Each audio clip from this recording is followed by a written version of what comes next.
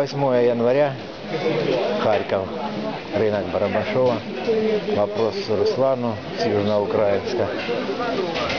Может Руслан заказать себе любой оптовый товар. Ну, так это к слову, мало. Может тебе надо, что может в магазин по оптовым ценам, новой почтой. Новой почтой может быть выгоднее доставить, чем машиной привезти. Ну, как бы тему подумай. Может тебе что-то надо. Сегодня, конечно, после праздничный рынок. Людей мало. Вот, но начинает появляться, выползать.